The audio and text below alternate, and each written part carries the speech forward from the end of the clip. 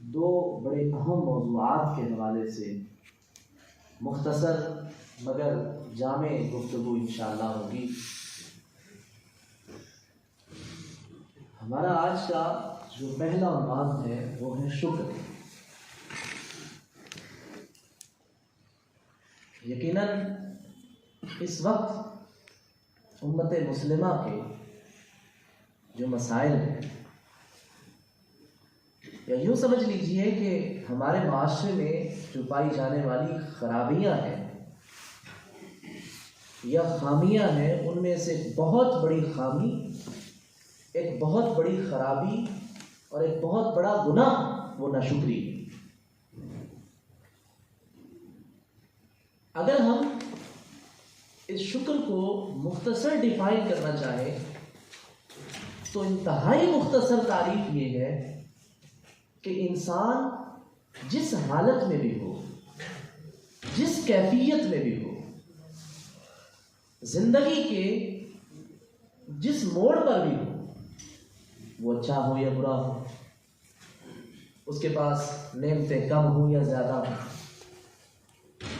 اس کو دنیاوی آسائشیں میسر ہوں یا نہ ہوں، یعنی شکر کی مختصر ڈیفینیشن یہی ہے کہ انسان جس کیفیت میں بھی ہو اللہ پہ راضی رہے کہ یا اللہ میں راضی ہوں۔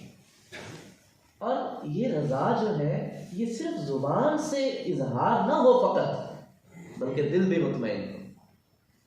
اطمینان قلب کا ہونا یہ شکر کی لازمی شرط ہے اور اس کی بنیادی ڈیفینیشن میں شامل ہے۔ اگر میں قرآن حکیم کی آیات مبارکہ اور نبی کریم صلی اللہ علیہ وسلم کی سنت مطہرہ کی طرف آؤں تو قرآن حکیم کا شاید ہی کوئی ایسا پارہ ہو جس میں اللہ نے اپنے مومن بندوں کو شکر ادا کرنے کا حکم نہ دیا۔ بعض اوقات انسان سمجھتا ہے کہ میرے پاس نعمتیں کم ہیں، لیکن حقیقت میں جو اس کے مقابلے میں دوسری نعمتیں ہوتی ہیں وہ اتنی قیمتی ہیں کہ یہ شخص ان کی ناقدری کر رہا۔ اگر اللہ تعالیٰ کی نعمتوں کی طرف آئیں تو قرآن حکیم میں اللہ نے فرمایا وَإِن تَعُدُّوا نِعْمَتَ اللَّهِ لَا تُحْصُوهَا، تم اللہ کی نعمتوں کو شمار کرنے بیٹھ جاؤ، اللہ کی نعمتیں اتنی انگنت ہیں، لاتعداد ہیں کہ تم ان کو شمار نہیں کر سکتے۔ اور پھر قرآن حکیم کی ایک بہت مبارک سورت سورۃ الرحمن ہم اکثر تلاوت کرتے ہیں، سنتے ہیں۔ عام طور پر ہم جس سورت کو زیادہ سننا پسند کرتے ہیں، یہ تو قرآن حکیم کی ہر سورت کو سننا چاہیے، لیکن سورۃ الرحمن عام طور پر زیادہ سنی جاتی ہے۔ اللہ نے بار بار کیا کہا ہے؟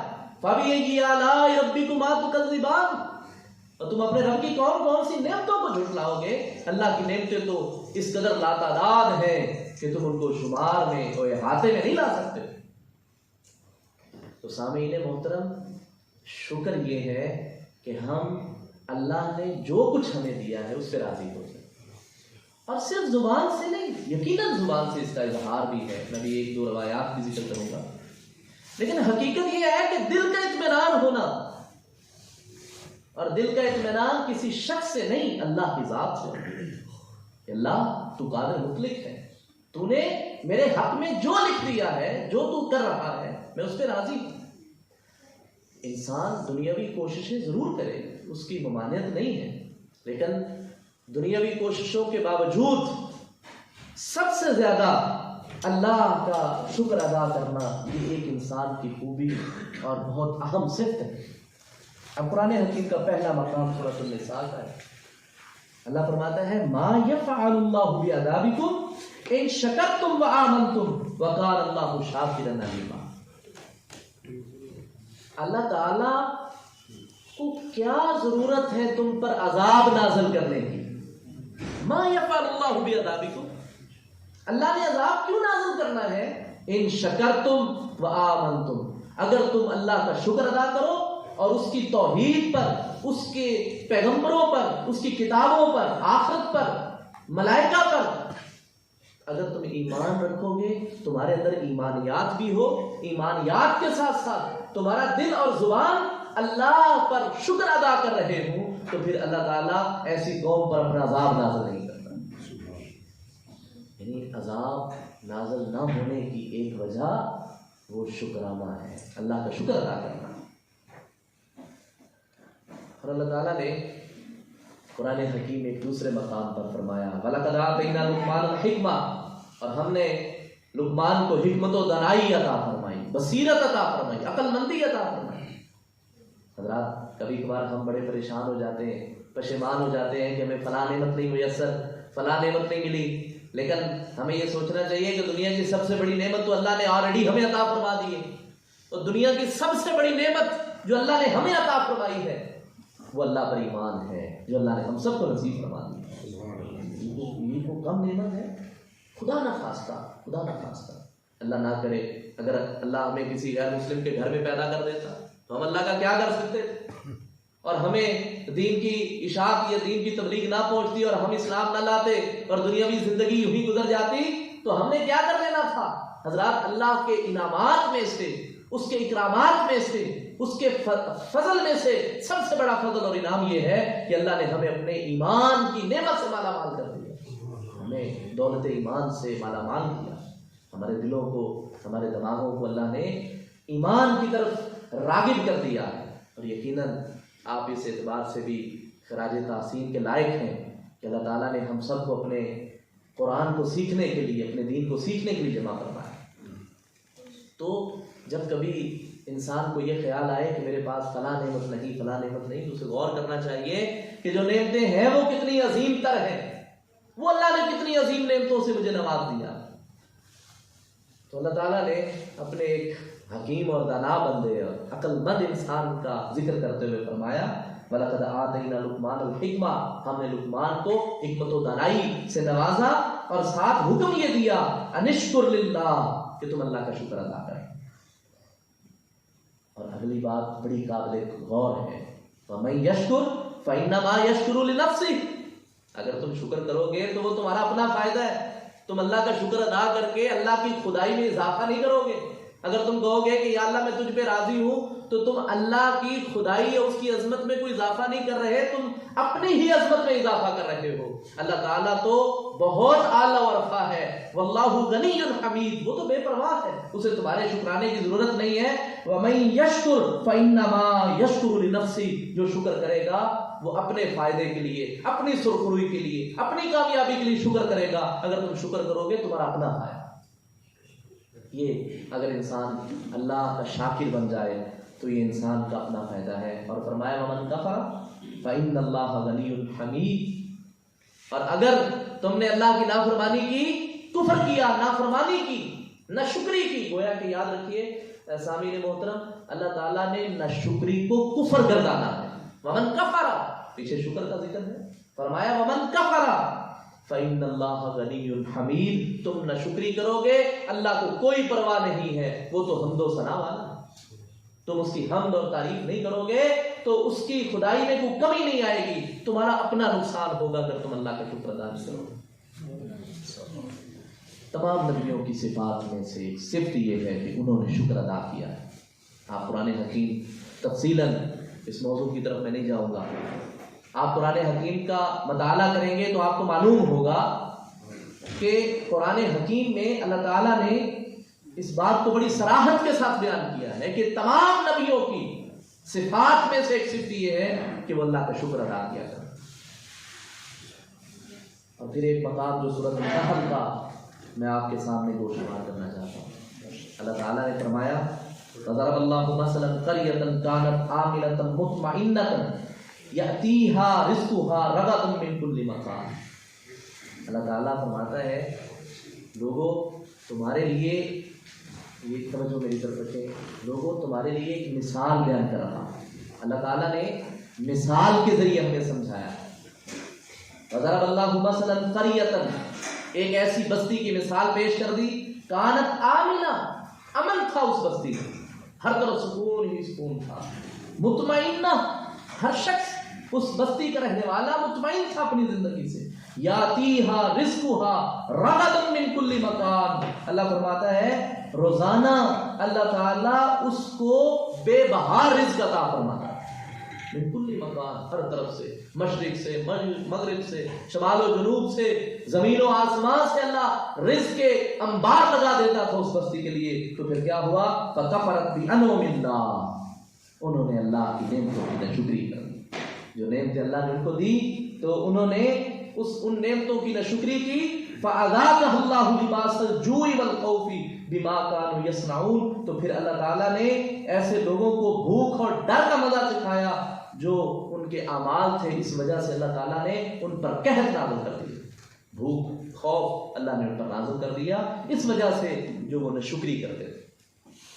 ان کا کام یہ نہیں تھا کہ وہ اللہ کی نعمتوں کی ناشکری کرتے. جو قوم بھی، جو بستی بھی، جو خاندان بھی، جو گھرانہ بھی، جو فرد بھی اللہ کی نعمتوں کی ناشکری کرتا ہے اور اللہ کی نعمتوں پر اس کا شکر ادا نہیں کرتا ہے تو پھر اللہ تعالیٰ ایسی قوموں سے اپنی نعمتوں کو چھین لیتا ہے. وہ نعمتوں کی قلت شروع ہو جاتی ہے. پھر ہر شخص ناشکری کا شکار ہو جاتا ہے اور بے اطمینانی کا، بے قراری کا شکار ہو جاتا ہے جب وہ قوم کے لوگ اللہ کی ناشکری کرتے ہیں. تو یہ قرآن حکیم کے چند مقامات میں نے آپ کے سامنے عرض کیے ہیں اور نبی کریم صلی اللہ علیہ وسلم کی نصیحت کی یہ ہے کہ تم اللہ تعالیٰ کا شکر ادا کرنے کی دعا بھی کرتے رہا کرو. نبی رحمت صلی اللہ علیہ وسلم نے سیدنا معاذ رضی اللہ تعالی عنہ سے فرمایا، یا معاذ واللہ انی لا احبک، واللہ انی لا احبک. اللہ اکبر. یہ اعزاز ہوتا ہے جو کسی انسان کو مل جائے. حضرت معاذ رضی اللہ عنہ کو اللہ کے نبی فرماتے ہیں، اے معاذ اللہ کی قسم ہے میں تجھ سے محبت رکھتا ہوں. اتنا بڑا اعزاز. حضرات یہ اعزاز اس وقت ملتا ہے جب انسان حقیقی معنوں میں اللہ اور اس کے رسول کی اطاعت اور فرما برداری میں اپنی زندگی بسر کرتا ہے. تو پھر وہ چھوٹی چھوٹی باتوں پہ اللہ کی نافرمانی نہیں کرتا ہے، ناشکری نہیں کرتا، بلکہ ہمیشہ ہمہ تنگوش وہ اللہ تعالیٰ پہ راضی رہتا ہے. اور میں اکثر یہ الفاظ کہا کرتا ہوں کہ اللہ تعالیٰ نے صحابہ کرام کو ایک بہت بڑا اعزاز جو اللہ تعالیٰ نے اس دنیا میں عطا کیا. آخرت میں تو پھر اعزاز ملنا ہی ملنا ہے. آخرت کے اعزازات کی تو کیا بات ہے، آخرت کے پروٹوکول کی تو کیا بات ہے، لیکن دنیا کا پروٹوکول یہ ہے کہ اللہ تعالیٰ نے دنیا میں ہی فرما دیا رضی اللہ عنہم، کہ اللہ تعالیٰ اپنے پیغمبر کے صحابہ سے راضی ہو چکا. اور حضرات آپ یہ رضی اللہ عنہم ہم کہتے ہیں، ہر صحابی کے نام کے ساتھ رضی اللہ عنہ کی دعا بھی کرتے ہیں اور ساتھ ان کے اس اعزاز کا ذکر بھی کرتے ہیں، لیکن ساتھ یہ بھی یاد رکھیے کہ اللہ تعالیٰ نے اسی کے ساتھ یہ بھی ذکر کر دیا رضی اللہ عنہم ورضوا عنہ. جب یہ صحابہ رب پہ راضی ہوئے تو پھر اللہ بھی ان پہ راضی ہو. ورضوا عنہ. تو بزرگ حضرات فرمایا کرتے ہیں کہ جب آپ نے یہ دیکھنا ہو کہ آپ پر اللہ راضی ہے یا ناراض ہے تو اپنے دل سے پوچھو، اگر تمہارا دل اللہ پہ راضی ہے تو سمجھ لو کہ اللہ بھی تم پہ راضی ہے. یہ اصل میں شکر اس بات کو کہتے ہیں. یقیناً شکر کے کئی مراتب ہیں، کئی طریقے ہیں. ان میں سے ایک یہ بھی ہے کہ جب انسان کھانا کھا لے، پانی پی لے تو اللہ کا شکر ادا کرتے ہوئے اللہ کی تعریف کرے، اس کی عظمت کو بیان کرے. الحمدللہ الذی اطعمنا وسقانا وجعلنا من المسلمین. اللہ کا شکر ادا کرتے ہوئے زبان سے کلمات بھی کہے، اس میں کوئی شک نہیں. لیکن حضرات اگر زبان دل کا ساتھ نہ دے رہی ہو اور دل زبان کا ساتھ نہ دے رہا ہو تو پھر یہ ایمان نہیں، یہ منافقت ہوا کرتی. دل اور ایمان میں اگر دل اور زبان میں اگر فرق آ جائے کہ دل کچھ اور کہہ رہا ہے، زبان کچھ اور کہہ رہی ہے، تو یہ ایمان نہیں، منافقت ہوا کرتا. نبی رحمت صلی اللہ علیہ وسلم نے فرمایا، یا معاذ واللہ انی لا احبک، واللہ انی لا احبک. فقال اوصیک یا معاذ، اے معاذ رضی اللہ عنہ میں آپ کو نصیحت کرتا ہوں، وصیت کر رہا ہوں. وہ وصیت یہ ہے، لا تدعن فی دبر کل صلاۃ تقول اللهم اعنی علی ذکرک وشکرک وحسن عبادتک. اللہ کے حبیب پیغمبر خود بھی ہر نماز کے بعد یہ دعا کرتے تھے، اے اللہ مجھے اپنا ذکر، اپنا شکر اور اپنی عبادت کو بہترین طریقے سے ادا کرنے کی توفیق عطا فرما. حضور خود بھی دعا کرتے ہیں آپ نے حضرت معاذ کو نصیحت کرتے ہوئے امت کے ہر فرد کو نصیحت کی ہے کہ ہر فرد کی یہ ڈیوٹی ہے، اس کا فرض ہے کہ وہ نماز کے بعد اللہ کے حضور یہ دعا کرے کہ اللہ تو مجھے اپنا ذکر، اپنا شکر اور اپنی عبادت کو بہترین طریقے سے سر انجام دینے کی توفیق عطا فرما۔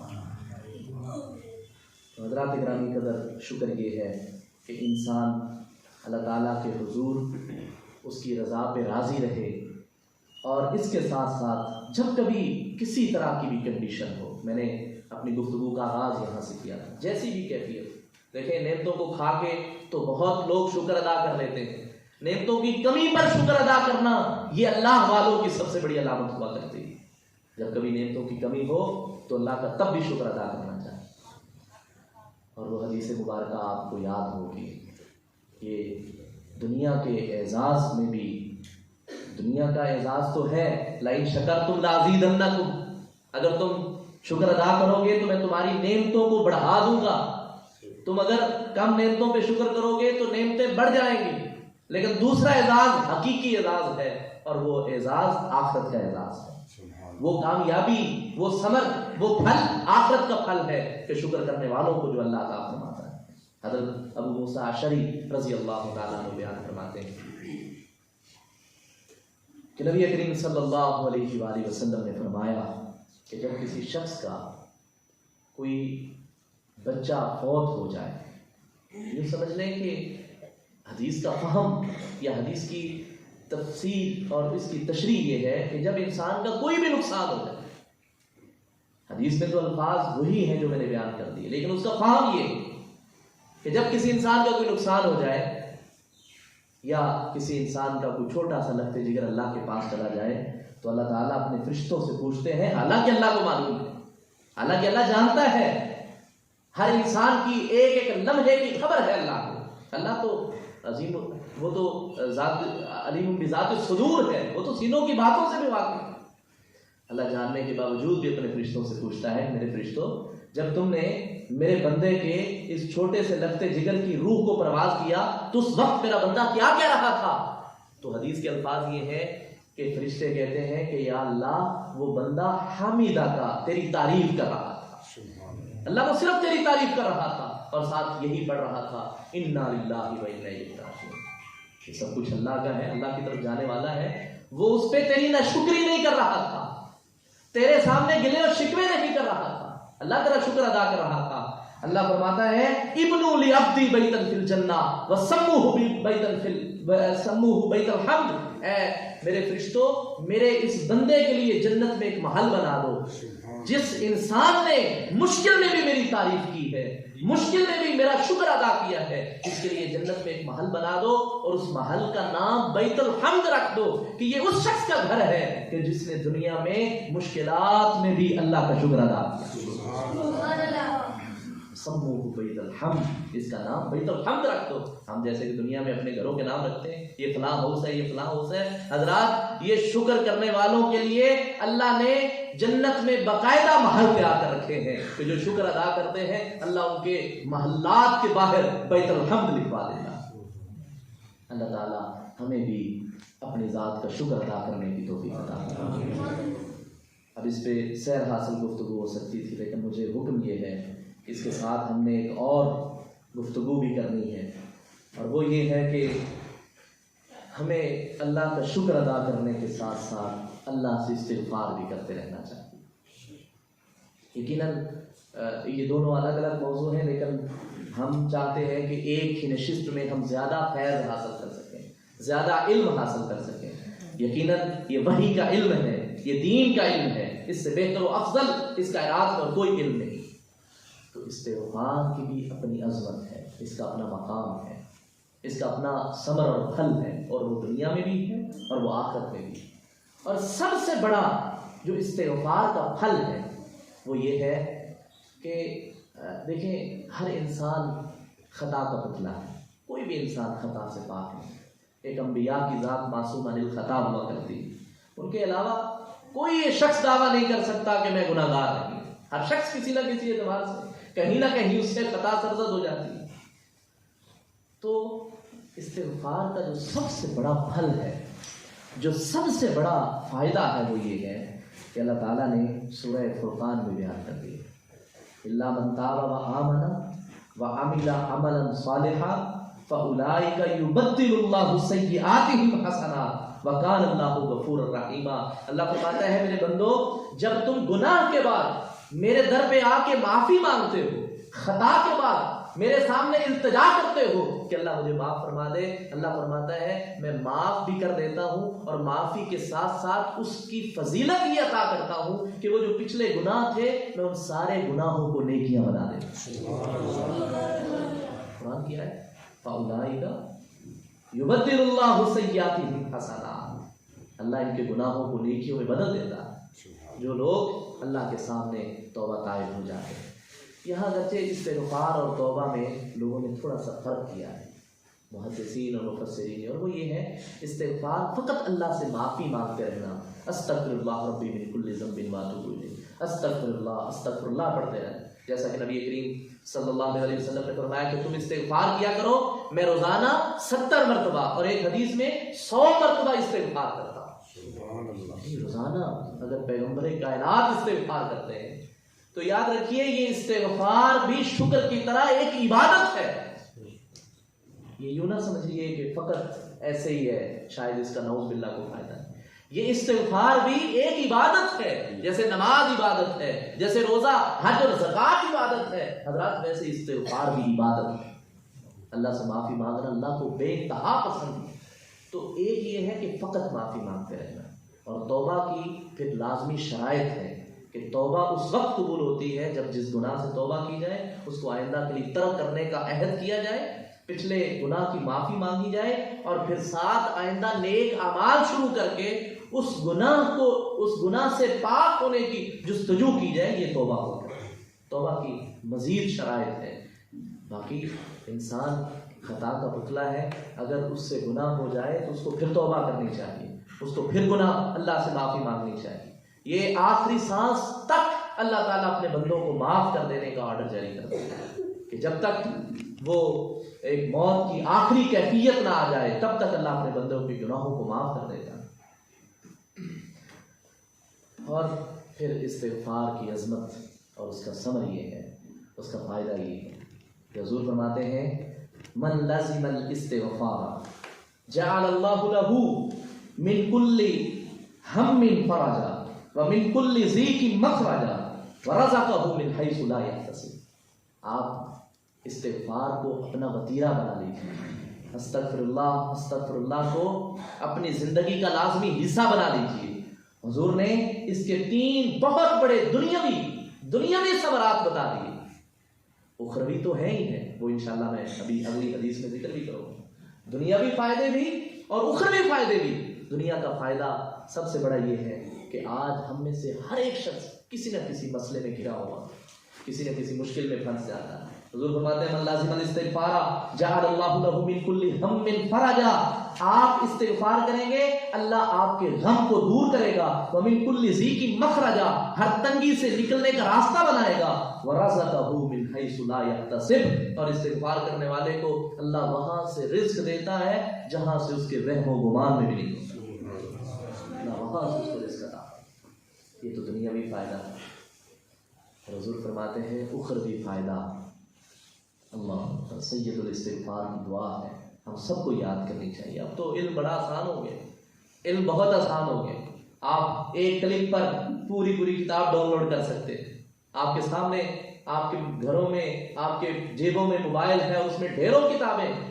سید الاستغفار کی بڑی جامع و مانع دعا ہے، اللہم انت ربی لا الہ الا انت خلقتنی وانا عبدک وانا علی عہدک ووعدک ما استطعت اعوذ بک من شر ما صنعت ابوء لک بنعمتک علی وابوء بذنبی فاغفر لی فانہ لا یغفر الذنوب الا انت۔ یہ سید الاستغفار کی دعا ہے۔ حضور فرماتے ہیں جو شخص صبح فجر کی نماز کے بعد کامل ایمان کے ساتھ یہ استغفار کی دعا پڑھ لیتا ہے، اور اس کا مفہوم یہی ہے، اس کے ترجمے کا خلاصہ یہی ہے کہ اللہ میں اپنے گناہوں کا اعتراف کرتا ہوں، میں گناہ گار ہوں، میں خطا کار ہوں، میں اپنے گناہوں کا اعتراف کرتا ہوں، لیکن یا اللہ جتنا مجھ سے بڑا گناہ گار کوئی نہیں، اتنا تجھ سے بڑا غفار کوئی نہیں. اللہ تو بہت بڑا غفار ہے. اللہ تو میرے گناہوں کو معاف فرما دے. تو یہ اس دعا کے ترجمے کا خلاصہ یہ ہے. حضور فرماتے ہیں جو شخص فجر کی نماز کے بعد یہ دعا پڑھتا ہے, دن میں کسی بھی لمحے موت آ جائے اللہ اس کے لیے جنت کے دروازوں کو کھول دیتا ہے. اگر شام کو پڑھ لے تو رات کے کسی لمحے میں کسی پہر میں موت آ جائے اللہ اس کو سیدھا ڈائریکٹ جنت عطا فرما دے. یہ نبی کریم صلی اللہ علیہ وسلم کی مسلم شریف کی حدیث مبارکہ میں نے عرض کی.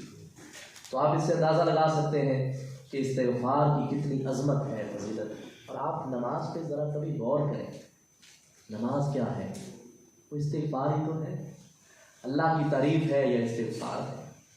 اللہ, اب آپ نے شروع کیا اللہ اکبر, اللہم باعث بینی و بین خطایایا کما بعدت بین المشرق والمغرب. اے اللہ میرے اور میرے گناہوں کے درمیان اتنا فاصلہ ڈال دے جتنا مشرق و مغرب کا فاصلہ ہے, مجھ سے دور کر. اللہم نقنی من الخطایا کما ینقی الثوب الابیض من الدنس. اللہم اغسل خطایایا بالماء والثلج والبرد. نبی کریم صلی اللہ علیہ وسلم نماز کا آغاز ہی یہاں سے فرماتے اللہ میرے گناہوں کو معاف فرما. نماز ساری کی ساری استغفار. اور پھر یاد رکھیے کہ استغفار کی ایک بہت بڑی فضیلت یہ ہے کہ سب سے بڑی جامع معنی دعا استغفار ہے. سب سے بڑی افضل دعا, افضل الاعمال لا الہ الا اللہ و افضل الدعاء الاستغفار. سب سے بہترین دعا اگر آپ اللہ سے مانگنا چاہتے ہیں, کوئی انسان دنیا کی دولت مانگتا ہے, کوئی شہرت مانگتا ہے, کوئی عزت, کوئی وجاہت, کوئی کیا مانگتا ہے, کوئی کیا مانگتا ہے. نبی رحمت صلی اللہ علیہ وسلم نے فرمایا کہ دنیا میں سب سے جو بہترین دعا ہے وہ اللہ سے اپنے گناہوں کی معافی مانگنا. سیدہ عائشہ صدیقہ رضی اللہ تعالیٰ عنہ, انہوں نے اللہ کے نبی صلی اللہ علیہ وسلم سے سوال کیا. دیکھیں اگر آپ کو بھی کبھی آپ یہ سمجھتے ہیں کہ اللہ نے مجھے یہ گھڑی نصیب کر دی, دعا کی قبولیت کا وقت ہے, تہجد کا وقت اگر کسی کو نصیب ہو گیا, اور یاد رکھیے یہ دعا کی ایمرجنسی ہے. ایمرجنسی اگر دعا قبول کروانی ہے تو وہ تہجد کا وقت ہے. اس سے بڑا وقت اور کوئی نہیں قبولیت ہے دعا. ہاں بہت سارے اوقات نبی رحمت صلی اللہ علیہ وسلم نے بتایا, وہ سحری و افطاری ہے, وہ جمعے کے دن میں ایک گھڑی ہے. اسی طرح مسافر کی دعا اللہ تعالیٰ قبول, مریض کی دعا کو اللہ تعالیٰ قبول فرماتا ہے. بہت ساری فضائل دعا کے حوالے سے. لیکن سیدہ عائشہ صدیقہ رضی اللہ عنہا نے سوال کیا, اللہ کے نبی صلی اللہ علیہ وسلم یہ لیلۃ القدر کی رات بڑی عظمت والی رات ہے, تو اگر یہ مجھے مل جائے, مجھے آخری طاق راتوں میں, آخری عشرے میں مجھے اگر لیلۃ القدر کی رات مل جائے تو میں اللہ سے کیا مانگوں؟ کون سی دنیا کی دولت مانگوں, کون سی دنیا کی شہرت مانگوں, کون سا آخرت کا فضل اور رحمت مانگوں؟ تو نبی رحمت صلی اللہ علیہ وسلم نے فرمایا, حضرات یہ آج کی اس نشست کا خلاصہ ہوگا کہ اللہ کے نبی صلی اللہ علیہ وسلم نے فرمایا عائشہ اگر تجھے یہ وہ وقت مل جائے تو اللہ سے اپنے گناہوں کی معافی مانگ لے.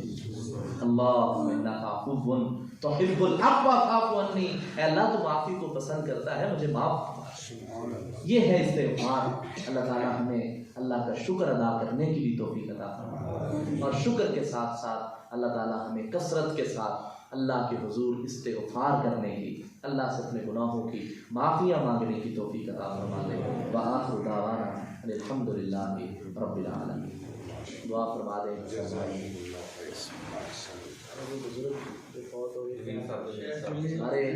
ہماری اس نشست کے بہت بڑے ہمارے دوست, ہمارے بزرگ اور جوانوں سے زیادہ ماشاءاللہ متحرک اللہ کے پاس چلے گئے ہیں, محترم بابا جمیل صاحب, ان کے لیے ہم نے دعا کرنی ہے اللہ تعالیٰ ان کی مغفرت فرما دے. اور محترم المقام محترم راشد صاحب اور ان کی ساری فیملی جنہوں نے یہ بڑی خوبصورت محفل اور یہ بزم سجاتے ہیں اللہ کے قرآن اور دین کے علم کی, ان کے لیے دعا کرنی ہے اللہ تعالیٰ بہت زیادہ خیر و برکتوں سے نوازے. یا رب لک الحمد کما ينبغي لجلال وجهك وعظیم سلطانك. اللهم صل على محمد وعلى ال محمد كما صليت على ابراهيم وعلى ال ابراهيم انك حميد مجيد.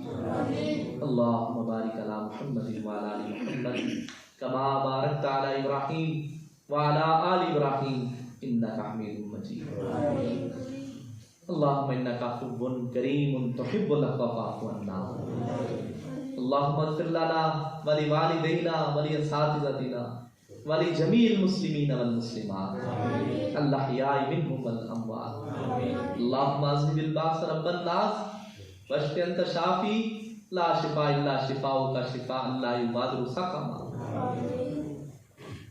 اللهم اكفنا بحلالك عن حرامك وأغننا بفضلك عمن سواك اللهم أجرنا من النار اللهم انا نسألك الجنة الفردوس مولا کریم ہم سب کے گناہوں کو معاف فرما دے، ہم سب کی لغزشوں سے درگزر فرما دے اللہ۔ ہم تیرے دین کے لیے یہاں جمع ہوئے اللہ، ہم سب کا آنا بیٹھنا تیرے دین کا سننا سنانا اپنی بارگاہ میں قبول فرما دے اللہ۔ ایک ایک لمحے کے بدلے میں بے شمار نیکیوں سے نواز دے اے اللہ۔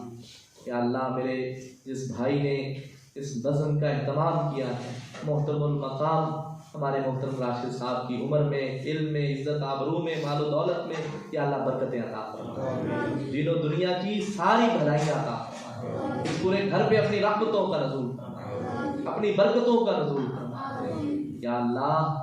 یہ قرآن کی محفل ہے یا اللہ، قرآن سننے سنانے کی محفل ہے یا اللہ، اس کی برکت سے اس پوری فیملی پر اور ہم سب پر اپنی رحمتوں کا نزول فرما مولا کریم۔